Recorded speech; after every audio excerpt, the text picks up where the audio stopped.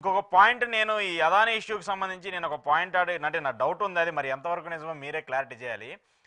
వైసీపీకి రాజీనామా చేసిన తర్వాత బాలినేని గారు చాలా కీలక వ్యాఖ్యలు చేశారు, నన్ను అర్ధరాత్రి లేపి సంతకాలు పెట్టించారు, దాని వెనకాల నిజంగానే ఈ కుట్రలు జరిగాయని చెప్పేసి మనం అందరం వింటూ ఉన్నాము. ఇది రాజకీయ ఇప్పుడు డైరెక్ట్గా స్వయానా ముఖ్యమంత్రి చంద్రబాబు నాయుడు గారే దీనికి సంబంధించి ఏమీ లేదు, దీనికి సంబంధించి అంత అబద్ధం కూడా అని ఆయన చెప్తున్నారు. ఈ రాజకీయంలో వ్యవహారంలో ఎలా ఉంటాయి మార్పులు అనేది కూడా బాలినేని వ్యాఖ్యలు చూసిన తర్వాత అర్థం చేసుకోవచ్చా? ఆయనకి అర్థమైందో లేదో తెలియదు కానీ సంతకాలంతా సాయంత్రం రాత్రినే పెడతారు మంత్రులు, ఐఏఎస్ ఆఫీసర్లు. కారణం ఏంటంటే డే టైం అంతా రివ్యూలు చేస్తారు. రివ్యూలు చేసి అన్ని కావాల్సినవన్నీ చేసుకునేసి, ఎందుకంటే రోజు అధికారులతో మాట్లాడి సంతకాలు పెట్టుకుంటామంటే కుదరదు కదా. కాబట్టి వీళ్ళని వరకు రిలాక్స్ గా ఇంటికి వెళ్ళి వీళ్ళని వరకు ఫార్వర్డ్ చేస్తుంటారు. ఎక్కువ మెసేజ్లు అని కానీ సంతకాలని కానీ ఈమెయిల్ అంతా మెయిలే కదా. ముందైతే ఏమంటారు దీంట్లో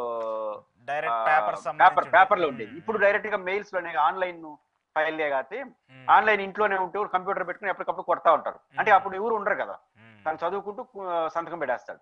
అధికారులు ఉన్నప్పుడు రివ్యూ చేస్తారు. కాబట్టి బాలినేని శ్రీనివాసరెడ్డి గారు అర్థం మీరే కాదు అందరూ కూడా మీరేమైనా అర్ధరాత్రి పెట్టారేమో కానీ ఎక్కువ మంది రాత్రి పూట పెడతారు. డే టైం పెట్టేవాళ్ళు తక్కువ, ఆయన డే టైం పెట్టి పని చేయకుండా ఉన్నాడేమో మనకు తెలియదు. First point. రెండో పాయింట్ ఏంటంటే బాలినేని గారైనా ఎవరైనా తాత్కాలిక ప్రయోజనాల కోసం ఏది పడితే అది మాట్లాడితే ఉన్న గౌరవం పోతుంది.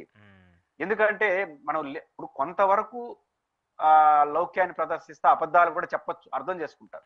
కానీ మొత్తం అబద్ధాలు అయితే సమస్య వస్తుంది. ఎందుకంటే ఇప్పుడు అర్థమైపోతుంది ఇప్పుడు మాకు జగన్మోహన్ రెడ్డి గారి పరిపాలన సరిగ్గా చేయలేదు, ఆయన సరిగ్గా చేయలేదు అనుకుంటే ఆయన పట్టించుకున్నాడు. అర్ధరాత్రి సంతకం పెట్టించారు, లేపి సంతకం పెట్టించారు, నాకు ఇష్టం లేకుండా సంతకం పెట్టారు. ఇష్టం లేకుండా సంతకం పెడితే ఫైల్లో రాయొచ్చుగా.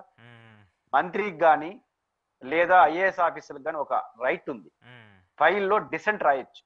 డిసెంట్ రాసినా కూడా క్యాబినెట్ హెడ్ గా చీఫ్ మినిస్టర్ చేయొచ్చు, రూల్డ్ అవుట్ చేసేసి దాని పర్యవసరం భరించాల్సి వస్తుంది.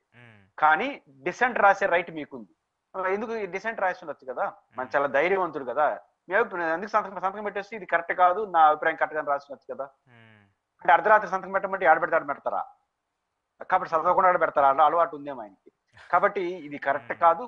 రెండోది ఇప్పుడు ఏమైంది, ఆయన అర్ధరాత్రి సంతకం పెడతాడు, ఆయన ఒక నిందలేసి ఆయన ఏంటంటే అప్పుడే వైసీపీ నుంచి బయటకు వచ్చినాడు, ఆదాని కేసు వేడివేడిగా ఉంది, ఆ మీడియా సమస్యలు సృష్టించింది గందరగోళం అంతా. ఆదాని చెప్పేసినాడు, జగన్ అరెస్ట్ అయిపోతాడు, భారతి గారు వచ్చేస్తారు బయటికి, ఇవన్నీ వాళ్ళే కదా ఊహాగానాలు చేసింది. కాబట్టి దాన్ని బలం చేయకుండా మాట్లాడితే మనకు ప్రయారిటీ ఇస్తారు. జగన్మోహన్ రెడ్డిని తిడితే చంద్రబాబు నాయుడు గారు మెచ్చుకుంటారు. అప్పుడు పవిత్ర తెలుగుదేశం పార్టీ వాళ్ళకి ఎవరికి ఇష్టం లేదు ఆయన రావడం. ఆయన రావడం ఏదో పవన్ కళ్యాణ్ చేర్చుకున్నాడు కానీ జనసేన వాళ్ళకి ఇష్టం లేదు, తెలుగుదేశానికి ఇష్టం లేదు. కాబట్టి ఇట్లా మాట్లాడితే కొంచెం నాయకులు సంతృప్తి పడి తీసుకుంటారేమో అన్నారు. ఇప్పుడు ఏమైంది, చులకన అవుతుందా. కాబట్టి అసందర్భ ప్రేరేపణలు కానీ అసహజమైన మాటలు కానీ అల్టిమేట్ గా మనకే నష్టం వస్తాయని బాలినేని ఎపిసోడ్ అర్థమైంది. చంద్రబాబు గారికి మొన్న అర్థమైంది, బాలినేనికి ఇప్పుడైనా అర్థమైంటే బాగుంటుంది. ఎందుకంటే ఏది పడితే అది మాట్లాడితే చివరకు మనమే దానికి వివరణ ఇచ్చుకోవాల్సి వస్తుంది. అదే ఆదానికి పిలిచి రేపు విశాఖపట్నంలో ప్రభుత్వ స్థలం ఇచ్చేస్తున్నారు. పత్రికలో వచ్చిన వార్త ప్రకారం ప్రభుత్వం ఉన్న స్థలాన్ని వాళ్ళు 10 అంతస్తులు 20 అంతస్తులు బిల్డింగ్ కట్టేసి 2 అంతస్తులు ఆ ప్రభుత్వానికి ఇచ్చేసి మిగతా కట్టుకుంటారంట. ప్రభుత్వ స్థలం ఏకంగా 100 కోట్ల విలువైన ఆస్తి ఇస్తున్నారు. జగన్ గారి విద్యుత్ కొనుక్కొని డబ్బులు ఇచ్చినాడు, మనం ఏమి కొనుక్కోకుండా మనం ఆఫీస్ స్థలం ఇచ్చేస్తున్నాం 100 కోట్ల స్థలం. ఇప్పుడు బాలినేని గారు ఇప్పుడున్న విద్యుత్ శాఖ మంత్రిని అడగాలి, ఆయన నేను ఆ రోజు అర్ధరాత్రి సంతకం పెట్టానయ్యా మర్చిపోయి, ఇప్పుడు నువ్వు కరెక్ట్ గా సంతకం పెట్టు అని నీకు చెప్పాలి. ఆయన ఇప్పుడు చెప్పాలి కదా, నువ్వు కూడా నాలాగా తప్పు చేయొద్దు, నేను అర్ధరాత్రి జగన్ మాట వినేసి పెట్టేసాను, నువ్వు ఆ 100 కోట్ల రూపాయలు పెట్టి సార్ ఇది తప్పది, నువ్వు మేలుకొని సంతకం పెట్టు, రాసే నీ అభిప్రాయం, నేను అప్పుడు తప్పు చేశాను, ఇప్పుడు నువ్వు తప్పు చేయొద్దని చెప్పమని చెప్పాడు. ఇప్పుడు మంత్రికి బాగుంటుంది. లేకపోతే పోరాటం చేయమని విశాఖపట్నం ఆదానికి వ్యతిరేకంగా మాట్లాడినాడు కదా, పోరాటం చేయాలి. కాబట్టి ఇది స్వల్పకాలిక ప్రయోజనాలు చేసే వాళ్ళ భవిష్యత్తు ఎట్లా ఉంటుంది. ఇప్పుడు ఆయన ఇబ్బంది పడుతున్నట్టున్నాడు కదా, చాలా పార్టీకి సంబంధించి అక్కడ ఉండలేక బయటికి రాలేక మళ్ళీ వైసీపీలోకి తిరగలేక ఆయన రాజకీయంగా ఆయనే కొంచెం ఇబ్బంది పెట్టుకున్న పరిస్థితి కనిపిస్తున్నట్టుంది.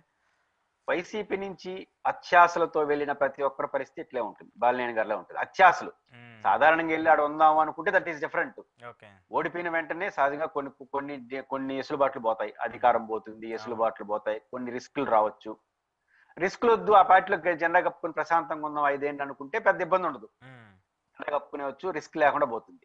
ఎసులుబాట్లు రావు కదా, మనం పోయిన వెంటనే మళ్ళీ ఎసులుబాట్లు వస్తాయి, అన్ని వస్తాయని పోతే ఆడ 36 మంది కాసుకొని ఉన్నారు. ఇప్పుడు బాలినేని శ్రీనివాసరెడ్డి గారికి రైవల్ గా గెలిచిన ఎమ్మెల్యే మీకు తీవ్రమైన వ్యతిరేకి, అట్లాంటి చోట మీరు చేతి వాళ్ళు గమ్మున ఉంటారా.